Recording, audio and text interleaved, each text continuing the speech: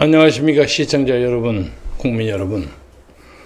오늘은 5.18 광주민주화운동 44주년 기념일입니다. 오늘 아침에는 광주에서 엄숙하고 장엄한 5.18 기념식이 열렸고, 거기에 윤석열 대통령이 와서 여러 가지로 주목할 만한 발언을 했습니다. 저도 몇십 년 전까지, 한 10여 년 전까지 거기를 많이 다니고, 그리고 그 이물이한 행진곡도, 그 곡이 상당히 멋있지 않아요? 열심히 부르고 했는데, 그 후로는 가는 것이 어쩐지 꺼려지고 기회가 없어서 지난 한 10년 동안은 가지를 못했습니다. 그리고 5.18 당시 44년 전에 저는 당시에 미국에 있었습니다. 미국에서 신문을 하고 있었기 때문에 5.18 현장을 취재하는 AP, UPI, AFP 이런 수많은 그 외신 보도를 통해서 그 5.18의 그 처점을 하고도 장엄한 현장을 많이 보았습니다. 국내 사람보다 훨씬 더 정확하게 더 많은 것을 보았다고 자부합니다. 그런데 오늘 5.18 44주년을 기념해서 표현이 좀 과할지 모르지만 5.18에 관한 국민이 짝 반으로 나눠진 것처럼 보입니다. 우선 정치권은 어인 일인지 여야를 막론하고 그냥 다투어서 광주로 내려갑니다. 더불어민주당이나 국민의힘이나 그래서 사람들이 더불어힘, 그래서 더불어힘당이 되는 모양이다 하고 농담을 할 정도로 그냥 여야 가릴 것 없이 몰려가고, 어제 저녁 현지의 얘기에 의하면 거기에 숙박시설이 가득 차가지고 소위 말해서 5.18 특수라고 할까 굉장했다고 합니다. 그런데 다른 한편 5.18하고 직접적인 관계가 없는 일반 광주 사람들은 비교적 냉정하고 나무 잔치처럼 좀 쌀쌀하게 보는 시선도 없지 않았다는 현재 소식입니다. 우선 이만큼 전제를 해두고 5.18 문제에 대해서 오늘 윤석열 대통령이 한 기념사에 몇 가지 문제를 지적하고자 합니다. 5.18 당시에 사방 도로가 모두 막히고 먹을 것도 떨어졌던 그때 시민들은 너나 할 것 없이 쌀과 술을 들고 나와 골목에서 주먹밥을 만들었던 것입니다. 자유민주주의의 인권을 지키기 위해서 광주가 하나 되어 항거했습니다. 이건 저도 인정합니다. 그 현장을 제가 많이 봤습니다. 아주 눈물겨웠습니다. 저는 전라도에 내려간 지 고조부가 귀향으로서 내려갔는데 한 100여 년 살았죠. 그러면서 전라도에 대한 상당히 연대감과 정체성을 가지고 있는데, 광주 사람들이 그렇게 눈물겹게 그 밥을 나눠 먹는 걸 보고 정말 감동하고 울었습니다. 그런데 그 후에 이건 이제 윤 대통령의 발언입니다. 1980년 5월 광주의 그 뜨거운 연대가 오늘 대한민국의 자유와 번영을 이룬 토대가 되었습니다. 지금의 대한민국은 광주가 흘린 피와 눈물 위에 서 있습니다. 과연 그럴까에 대해서 상당히 많은 사람들이 회의합니다. 그 다음에 국민 여러분, 5.15 정신이 깊이 뿌리내리면서 대한민국은 중년들에게 자유민주주의의 꽃을 활짝 피워냈습니다. 그랬습니다, 처음에는. 그러나 그것이 많이 오염되고 뒤틀리고 그런 것이 있었다고 많은 사람들이 또 생각합니다.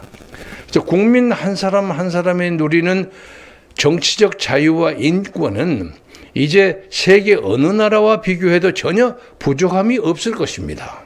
하지만 지금 우리는 또 다른 시대적 도전에 마주하고 있습니다. 경제 문제로 얘기를 싹 돌렸는데, 대한민국의 자유민주주의가 과연 활짝 피었느냐. 저는 지금 현재 대한민국의 체제가 자유민주주의라는 표방을 하고 있지만 그 사이에는 자유민주주의를 정면으로 거부하는 수많은 외세의 음모와 활동이 전개되고 있다고 보고, 특히 우리 사회에서 좌파라고 지칭되는 사람 중에 일부분, 전체가 아닙니다. 일부분이 중국 혹은 북한과 연계가 되어 있지 않는가 하는 의심을 많은 사람들이 합니다. 그 사람들의 행동을 보아서. 그래서 이 문제에 대해서는 약간의 그 이론을 붙일 사람들이 있으리라고 생각합니다.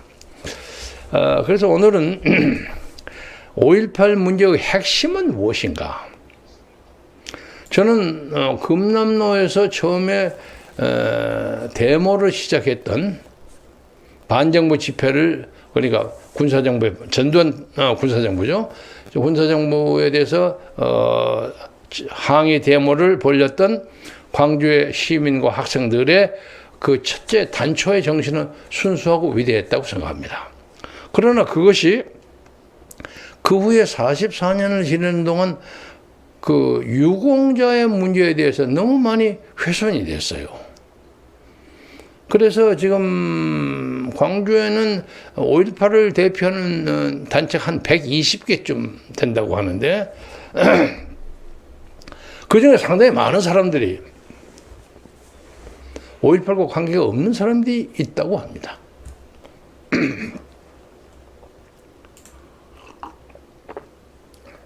지금 현재 다 알려지진 않았습니다만은 5.18 유공자가 약 4,800명, 4,600명 정도 그렇게 추산이 되는데, 아니 왜 그 명단을 발표하지 않는 것입니까?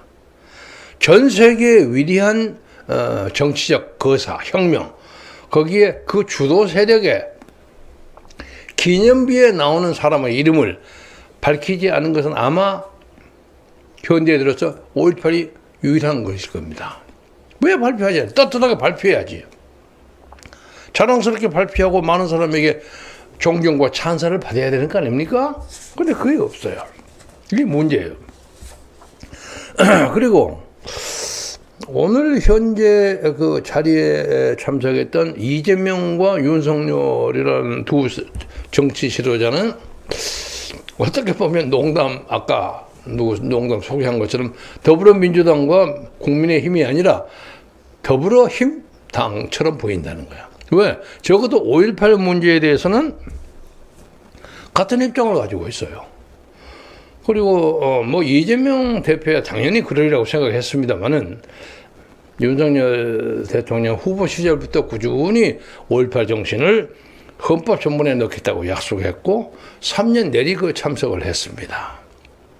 그런데 오늘 주목할 만한 변화는 오늘 윤 대통령의 기념사에는 헌법 전문에 수록하겠다는 얘기가 반복되지 않았습니다.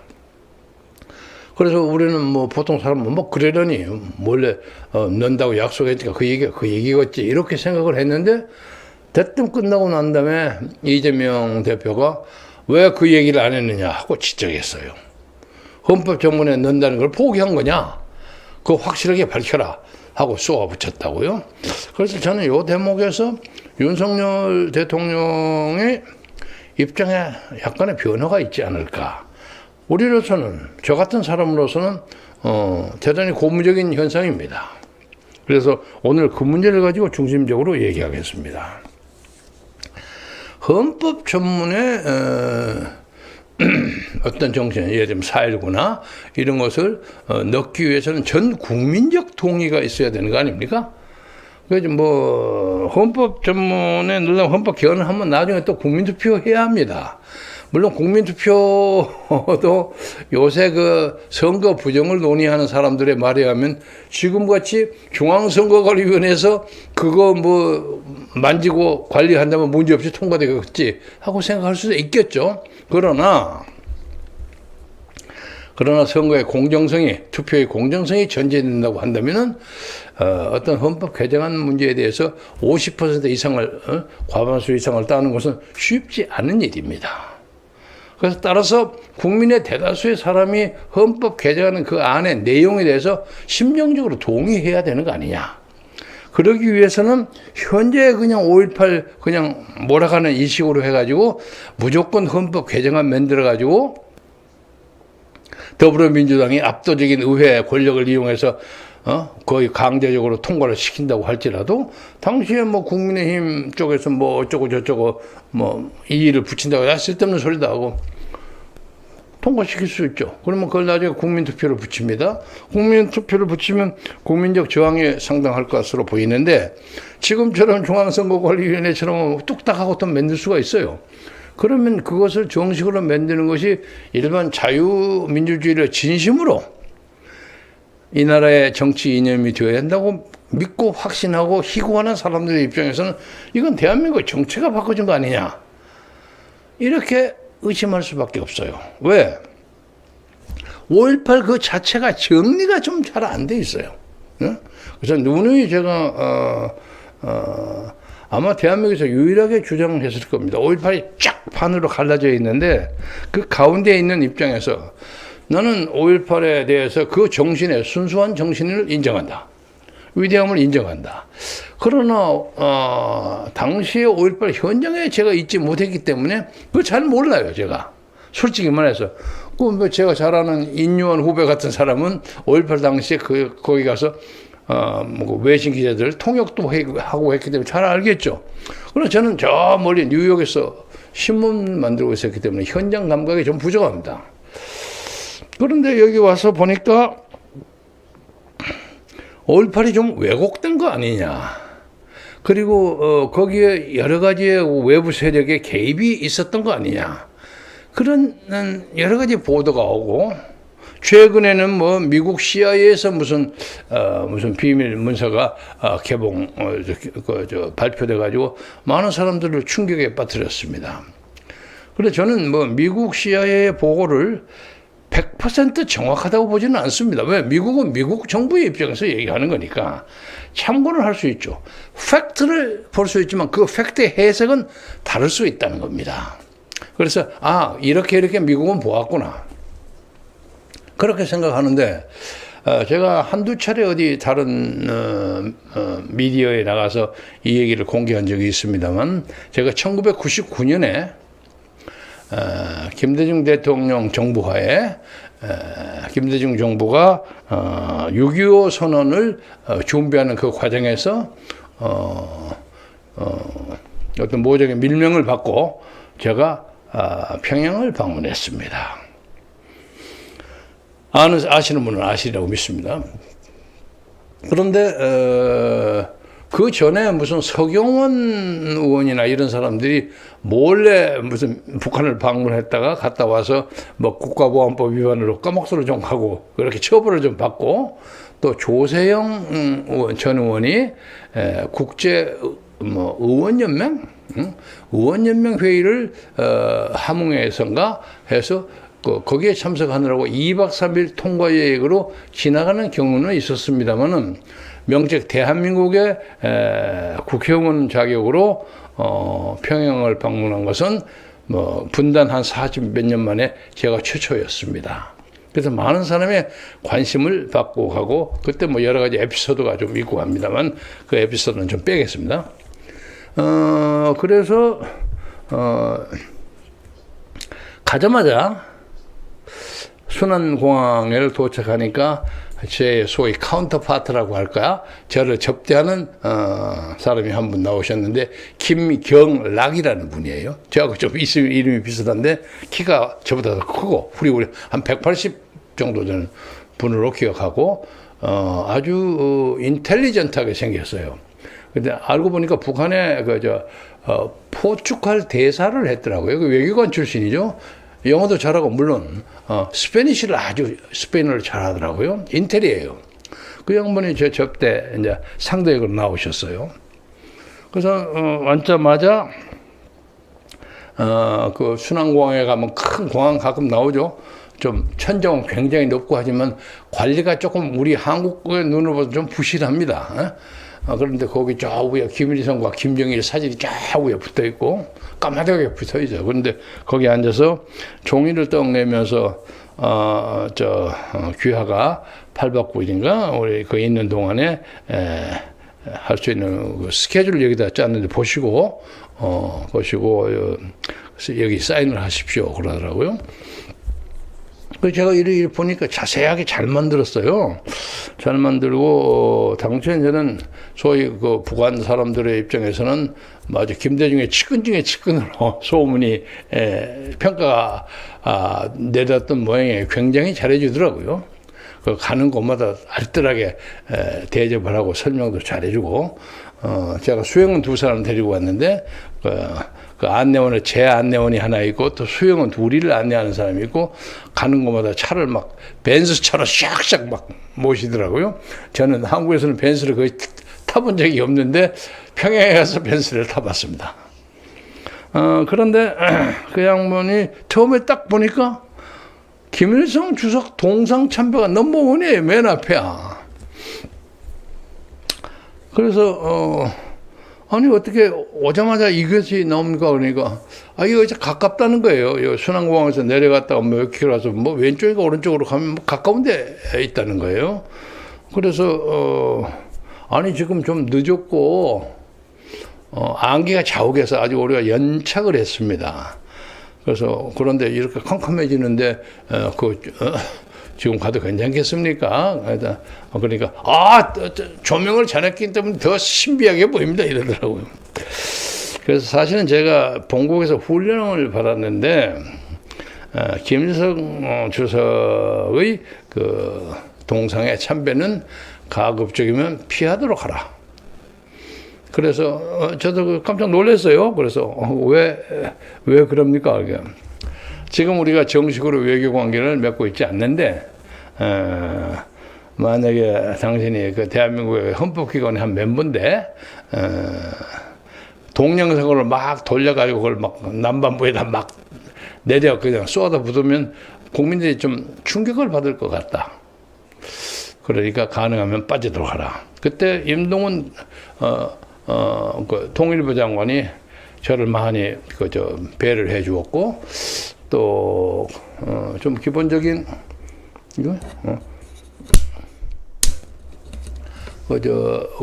기본적인 준비를 위해서는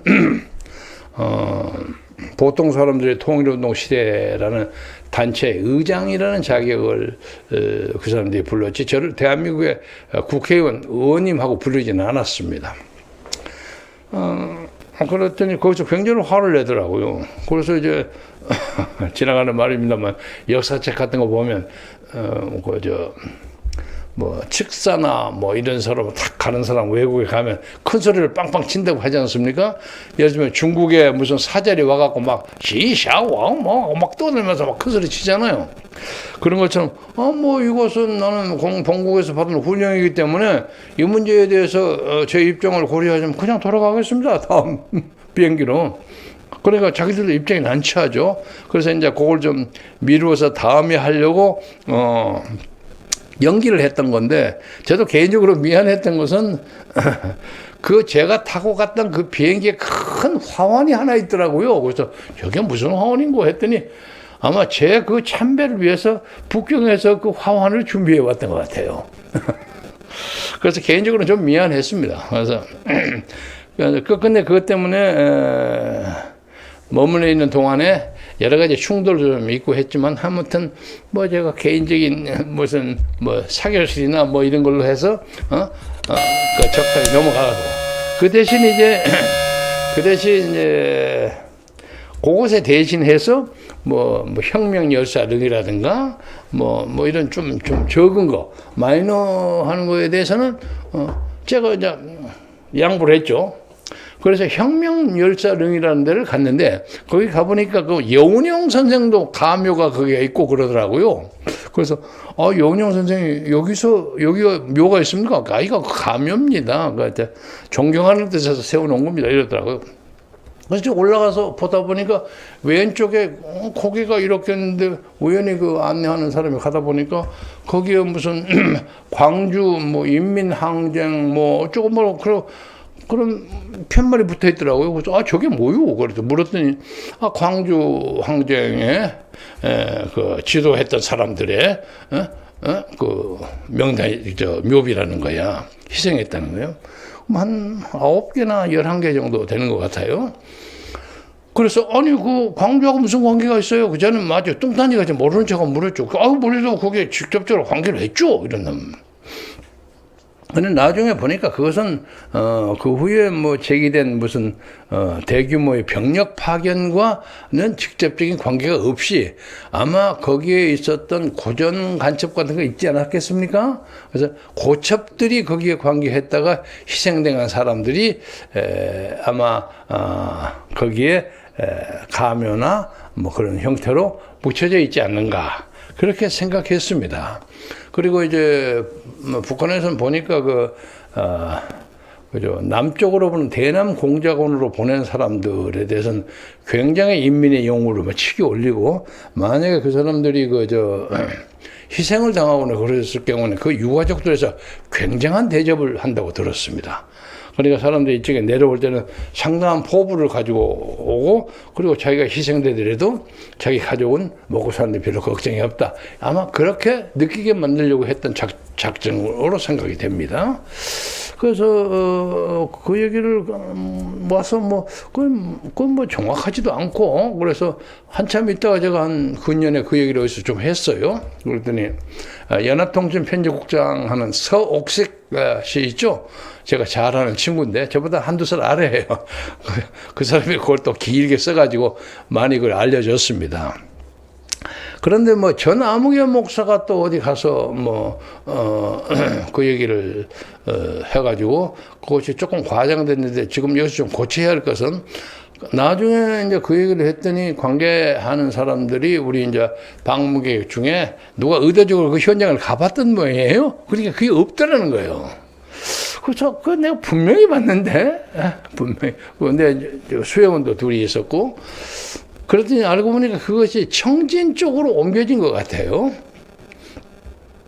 그래 청진에서 이제 소위 제2의 무슨 현충원 같은 걸 만들었겠죠. 우리나라로 말하면 대전의 현충원 같은 거 아닌가 싶은데 거기에서 300몇 명인가 100 몇십 명인가 명단이 쫙 나와서 비석이 착 나왔는데 비석을 누가 찍어 왔어요.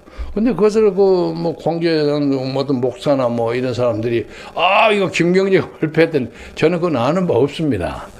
아는 바 없는데 아마 다른 사람들이 그걸 보고 와서 옛날 김경재 의원이 했던 것이 이것이 아닌가 이렇게 지레짐작했던 것인 것 같아요. 그래서 차제 이 문제는 정확하게 정정합니다. 그러나 아무튼 북한이 5.18 한 10여일 동안에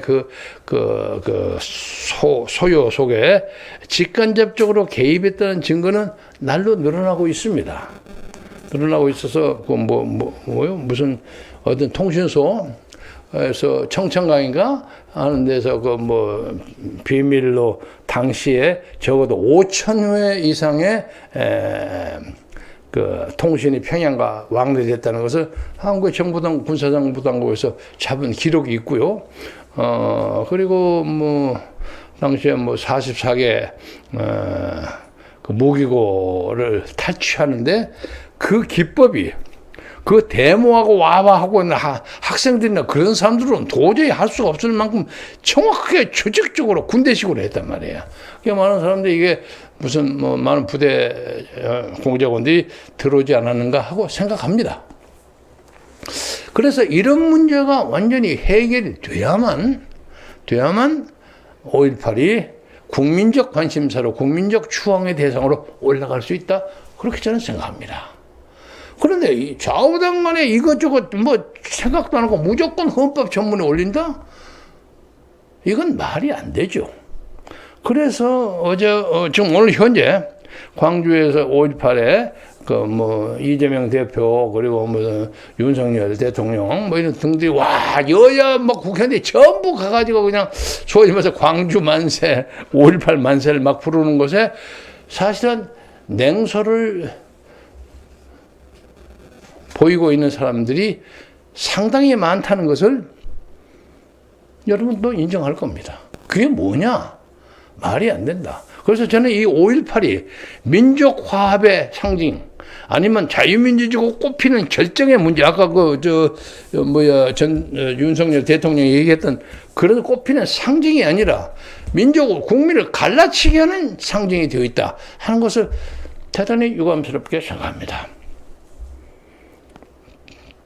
그래서 제가 처음부터 그걸 쭉 보면서 그래도 그 대통령 옆에 앉아있던 양쪽의 그 아주머니들, 할머니급이라고 볼 수 있죠. 그러니까 한 40년이니까 그때는 20대 젊은 여성이 20이나 30대 여성이었던 것 같아요. 자기 아들이나 뭐 동생이나 이런 사람들이 희생됐겠죠. 그런 사람들의 그 뭐랄까 엄숙하고도 그 슬픈 인상, 그걸 보면서 참 인간적으로 짠하고 이 비극의 현장이 빨리 승화되어야 한다는 생각을 많이 했습니다. 그리고 같이 손잡고 노래를 부르면서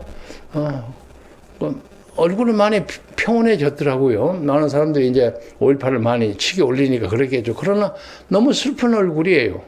그걸 보면서 5.18이 참 이 민족사에 끼치는 어떤 그 영향, 이게 너무도 크구나 하는 걸 느꼈습니다. 그러나 이제 이것을 국민을 갈라치는 요인으로 된 이 5.18을 헌법 전문에 올릴 정도로 훌륭하게 만들기 위해서는 그 책무가 윤석열 대통령에게 있습니다.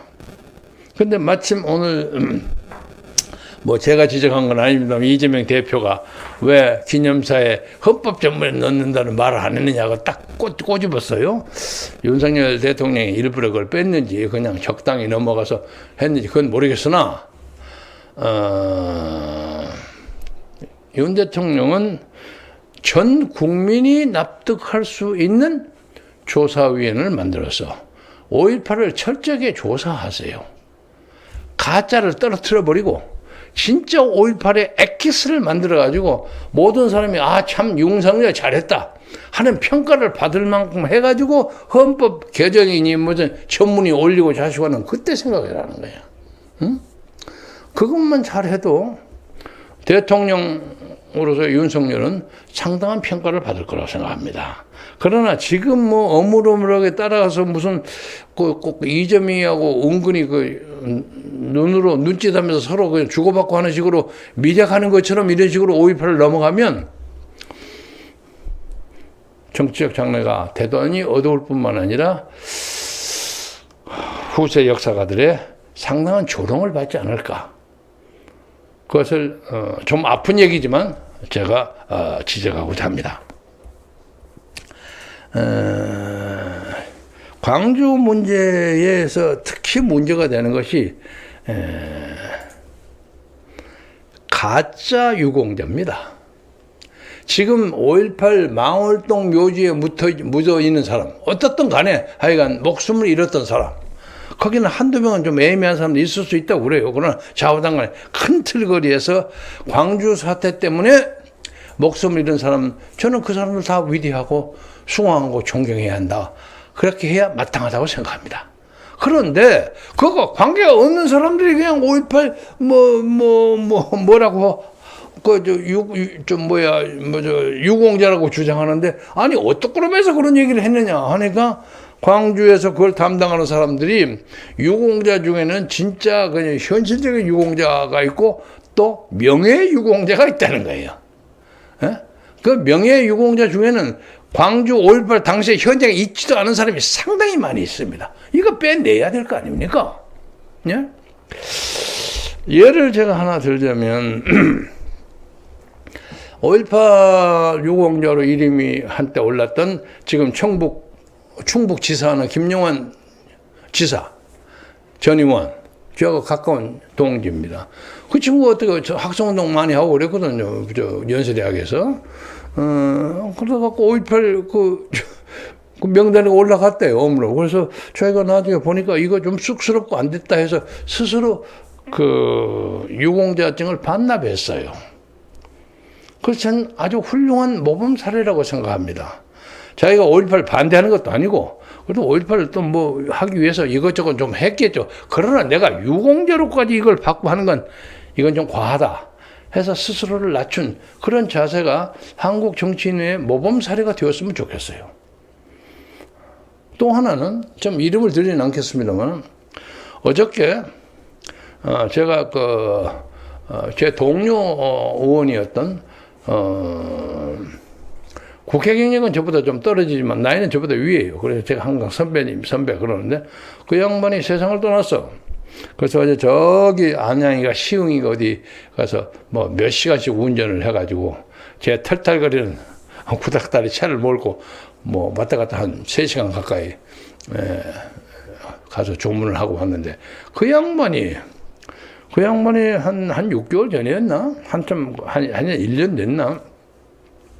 그 5.18 가짜 유공자 무슨 얘기가 한참 나올 때 우연히 저한테 무슨 얘기를 하다가 자기가 5.18 유공자라는 거예요. 그래서 아, 그래요?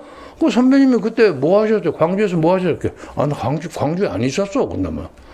광주에 안 있었는데 어떻게 5.18 유공자가 됐죠? 그러니까, 아, 뭐, 이렇게 설명한다.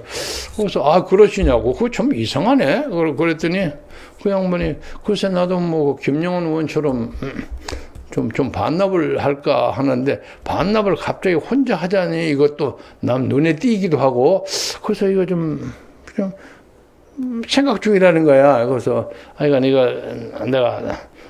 허울을 벗는 것이 좋지 않을까 하는 그런 심정을 가지고 있는 걸로 봤어요. 그래서 제가 가타부타 얘기는 안 했습니다. 그래서 그러시냐고. 그러나 원래 신중한 분이니까 살이 깊은 양반이니까 알아서 하시겠지만 뭐 혼자 한다고 해서 그게 큰 문제가 되지는 않을 테니까 그러니까 이 양반도 소위 명예 유공자죠. 그런데 그리고 한 몇 달 동안 소식이 없더니 갑자기 세상을 떠났더라고요. 그런데 그동안 그 양반이 반납했는지 안 했는지 제가 잘 모릅니다. 그래서 그 명예유공자라는 평을 받는 사람 중에 상당수의 사람들이 이건 내가 반납하겠구나 하는 생각을 가진 사람이 적지 않게 있다고 저는 알고 있습니다. 몇 사람도 또 아는 사람이 있어요. 그래서 이제 5.18 문제를 정선태인가 하는 사람이 광주 5.18 조사위원회, 전라도 사람이에요. 전남대학교 출신이 조사위원회 10명 중에 8명이 전남대학 출신이라든가 부정확합니다만 거의 비슷합니다. 그러니까 자기들이 자기 걸 조사하면요. 아무래도 자기들을 합리화하는 입장이라는 것을 다른 사람들이 오해를 받을 가능성이 있지 않습니까? 그러니까 윤 대통령은 차제에 5.18 문제가 대한민국의 정치사에서 가장 중요한 이슈 중에 하나입니다. 아마 가장 중요한, 지금 대한민국의 큰 이슈를 따지자면 부정선거 조사 문제, 그리고 5.18 문제입니다. 두 개입니다. 그런데 이제 부정선거 문제는 일단 오늘 주제가 아니고 좀 빼놓고, 지금도 이 시각에도 광화문에서는 정광 목사 주도로 부정선거 조사 촉구 국민대회 같은 게 벌리고 있다고 지금 알고 있습니다. 지금도 계속 중이에요. 그리고 용산에는 대통령 관저 앞에서 황교안 전 총리가 이끄는 소위 손글씨로 편지로서 전화 받아주셔서 하는 그런 편지 공세를 하다가 보니까 또 주변 사람이 그거 편지 갖고 되겠습니까? 하고 이제 면박을 주고 그랬던 모양이에요. 그래서 이제 근데 저자가 그냥 차근차근 올라가는 거 아닙니까? 그러니까 그렇게 면박을 줄 일은 아니라고 보고 아무튼 오늘 대통령 관저 앞에서 오늘 이 시간에 부정선거 조사해야 한다 하는 것을 하고 있습니다. 서서히 민중의 그 열도가 서서히 조금씩 달구어지는 것을 저는 피부로 느낍니다. 그래서 이런 차제에 대통령께서 솔직하게 말해서 부정선거 문제에 대해서는 여러 사람들이 주장하기로는 대통령과 직간접적으로 연계된 어떤 그런 것이 있다고 하도 그랬으니까 그렇다 치고, 그러나 광주 문제와는 관계가 없잖아요. 그러니까 광주 문제에서 객관적인 입장에서 범국민적 지지를 받을 수 있는 조사위원회를 만들어가지고 그 사람들이 1년이면 1년 조사해서 내년 5.18 때는 5.18이 훨씬 더 국민에게 다가서는 그런 존재로 만들 수 있도록, 그리고 또 그 안에는 예를 들면 명예유공자로 대접받았던 사람들이 스스로 생기는 그 명예를 반납하는 그런 아름다운 정치적 행위가 있으면 그야말로 방금 대통령이 얘기하신 것처럼 자유민주주의가 이 땅에서 활발하게 꽃피지 않을까 그런 생각을 합니다. 그리고 이제 북한의 개입 문제에 대해서는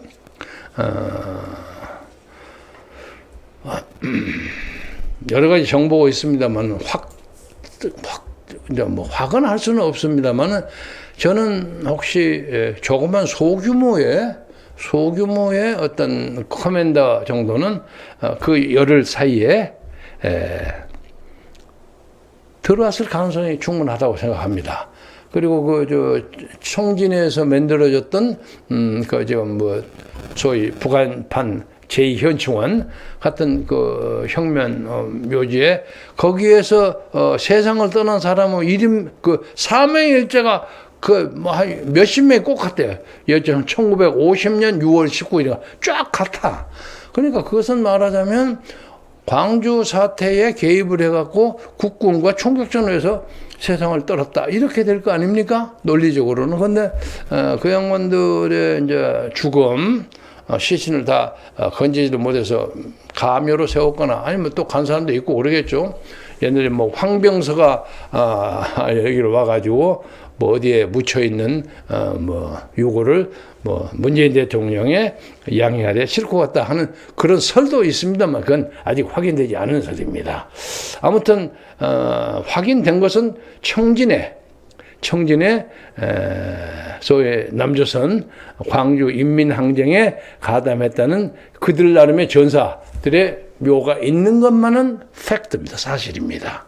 그래서 우리가 이 문제에 대해서는 전혀 말도 안 되는 거짓말이라고 얘기하기에는 좀 숨이 찹니다. 이건 대통령도 아시려고 생각하고, 다음 얘기하고 싶은 것은 5.18을 얘기를 하는데 5.18 당시에 광주에서 벌어지는 그 많은 폭력 사태에 대해서 대한민국 국군 통수권자는 대한민국을 책임진 사람이 그것을 현장을 장악해야 될 거 아닙니까? 당연하죠. 저도 당연하게 하겠어요. 근데 거기 가서 국가의 명령을 받아가지고 거기 가서 하다 보니까 부닥쳐가지고 시민들도 많이 죽었지만, 그리고 거기에 관계했던 우리 국군 장병도 희생을 많이 했어요. 근데 오늘 현재 이 시간에 아마 지났는지 모르겠지만 동작동 현충원에서 그들 용사들에 대한 기념식이 전개된다는 것을 제가 엊그제 오면서 들었습니다. 저 스카이데일리 조정진 사장이 거기 전화했더니 거기 간다고 하더라고요. 저도 작년, 재작년에 참석한 적이 있습니다. 근데 오늘 그 양반들, 좀 올려보세요.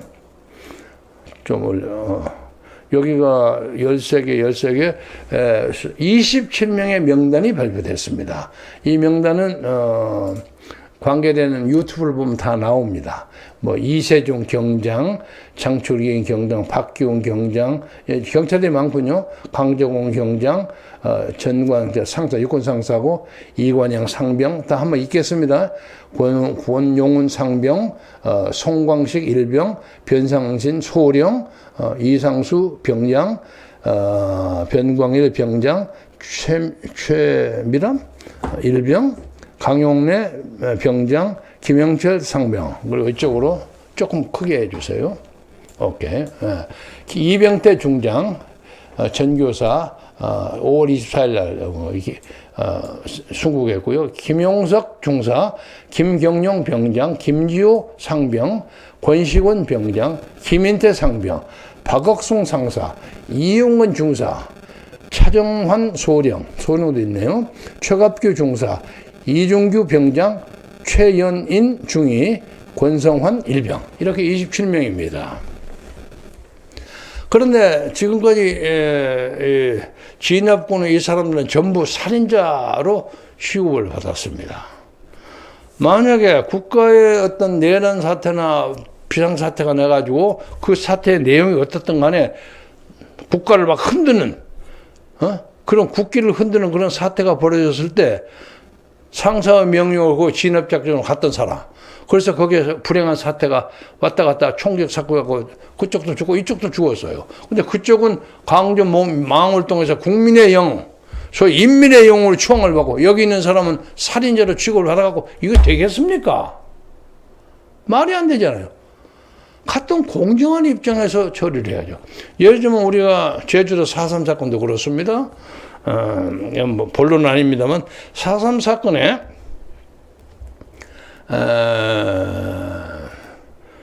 좌익으로 몰려서 죽은 사람이 많이 죽었어요. 그러나 그 중에서 그것을 가담하다 순경들도 희생된 사람이 있어요. 그냥 같이 해야죠. 거기는 제가 알기로는 경우의 정도의 차이는 있지만 같이 한 걸로 압니다.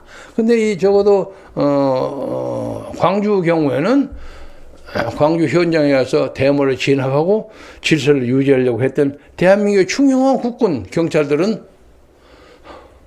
당연히 순직으로 인정해야 하는 거 아닙니까?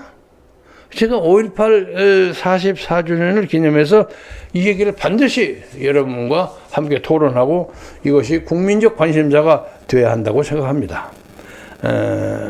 그래서 이 조사위원회를 윤 대통령은 여야, 사회단체, 종교단체, 필요하면 국제 무슨 인권연맹 사람들까지 넣어가지고 아무도 그 구성에 대해서 시비를 걸 수 없을 만큼, 예를 들면 선거하면 선거 감시단 외국에서 오지 않습니까? 그런 식으로 만들어가지고 지금부터 활동해서 내년 5월 18일 그러니까 광주 항쟁, 광주 민주화운동 45주년 기념일에 그것을 사실대로 밝혀서 많은 국민들이 요렇게는 됐구나.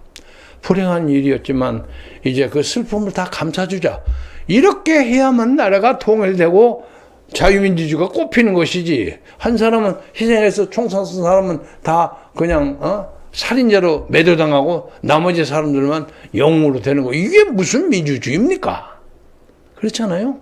그래서 오늘 이 문제는 국민 전체뿐만 아니라 광주 사람들도 그걸 인정하시기를 바랍니다. 그리고 광주의 민주화 운동을 위대하게 만들 수 있는 가장 결정적인 주역들은 광주 사람들 자신들이에요. 예? 그렇잖아요. 그래서 흔히 말이지 옛날 그 뭐 유명한 시인 그 김비아 같은 저하고 가까운 동지고 선후배고 친구였는데 그 죽음에 푸닥거리 하지 말라 하는 얘기를 해서 한때 그 사람이 그것 때문에 많이 좀 당하기도 했어요. 그냥 사람 죽은 거 들고 가지고 난리 법석을 친다 이거. 그래서 그 사람이 한때는 상당히 진보적인 좌파 입장을 취하다가 마지막에 생애 마지막 부분에서 생명연습 이런 문제로 꽤 중립적인 우파적인 생각을 가진 걸 표현한 걸로 봤습니다. 저는 그건 확인은 안 해봤습니다만 그런 문제를 생각해서 명단을 잘 정리하고 내년 이때는 명단을 공개적으로 명예스럽게 자랑스럽게 공개하란 말이에요. 그래야만 그때쯤 그럼 헌법 전문에도 넣을만 하겠구나 이런 생각이 들어야지. 아니 적어도 제가 알기로는 반 혹은 반 이상의 국민들이 그게 무슨 놈이 뭐 민주화 운동이야 하고 냉소하고 있는데 한쪽에서 그걸 헌법 전문에 올리겠다? 그러니까 이재명과 윤석열이 같은 패거리라는 오해를 받죠. 그렇지 않겠습니까? 그래서 이런 것이 깨끗하게 없어져서 제발 다른 나라 국민들이 한국의 민주주의 잘한다 하는 평가를 받을 수 있도록. 근데 우리 대통령을 하고 보니까 자유민주주의는 넓고 충분할 만큼 다 있고 이제는 먹고 사는 문제에 관심 받는다. 이건 사회과학과 정치 일반을 전혀 모르는 일반 사람들이 하는 얘기지. 대통령을 벌써 2년이나 하고 변호사는 유명한 율사가 이렇게 얘기하면 안 되죠. 얼굴이 뜨겁잖아요. 그래서 이 5.18 45주년, 44주년을 기해서 나 누구를 비난하고 누구를 욕하고 저주하고 하고 싶은 생각이 없습니다. 그러나 이 기회에 정말 우리가 진실과 정의 앞에 정직하자. 5.18 때문에 다친 양쪽의 사람들의 그들의 역량이 하늘에서 그래도 내가 떠놓은 고국의 사람들이 그래도 뭔가 제대로 가는 것만이 하는 느낌을 가지고 바라볼 수 있는 그런 나라를 만들도록 노력하기를 진심으로 바랍니다. 다시 한번 말씀을 마무리하면서 5.18에서 뚜껑비 같던 아들, 딸, 손자를 잃어버린 많은 사람들의 그 슬픔과 눈물, 그걸로 말로 그 설명이 되겠습니까? 이건 뭐 심심한 조의를 표합니다. 그 말하는 거하고 그걸 당하는 사람의 그 비유는 이건 하늘과 땅 차이죠. 솔직히 말해서. 세상에 뭐가 있어? 자기 생때 같은 자식이 총 맞아 죽었는데 뭐가 좋겠습니까? 그건 말할 수 없이 그들의 슬픔과 분노에 연대합니다. 그러나 나라를 끌어가려면 그 슬픔과 연대에서 같이 울고 통곡만 하고 있을 것이 아니라 냉정한 생각으로 나라를 끌어가는 그런 것이 지도자의 자세가 아닐까. 그래서 5.18을 하면서 예를 들면 얘기를 안 할까 하다가 하는데 5.18에 대해서 너무 사람들이 정치인들이 뭐라고 쇼맨십이라고 할까? 아첨을 한다고 할까? 그래서 뭐 엊그제는 누구야? 신당의 전 이준석 당선자가 가서 999개의 묘비에다가 천송이와 국화꽃을 가지고 와서 다 닦아주고 어쩌고 그랬다는 거예요. 그래서 7시간이 걸렸다고. 그래서 와, 그 사람 대단하네. 그건 이준석의 아이디어가 아니라 천하람의 아이디어 아닐까? 이런 경상도에서 온 사나이 있죠. 그런 느낌이. 그러나 그거 좋습니다. 그렇지만 그 과정에서 한쪽으로 편들지 마십시오. 또 거기에는 요새 갑자기 그냥 새로운 정당 만들었다고 난리치는 막 조국 하고서 막 손을 흔들고 그냥 누구 막 그냥 때려잡을 듯이 전투적인 입장을 가지고 윤석열 대통령의 임기를 제한하는 방법을 만들자고 이러고 앉아있으니까 좀 어이가 없어요. 이 나라가 지금 어디로 굴러가는지. 5.18 참배하고 나오면서 국민들에게 겸손한 자세로 물어보시기 바랍니다. 그래서 5.18 참배가 단순한 그냥 누구한테 얼굴을 사진 찍히고 그런 일이 아니라 정말로 이 민족이 가는 길을 찾는, 탐구하는 그런 어떤 구도의 방문, 길이 되었기를 진심으로 바라면서 5.18에 대해서도 아주 냉소적인 사람들에게도 얘기하고 싶어요. 광주의 정신은 위대했습니다.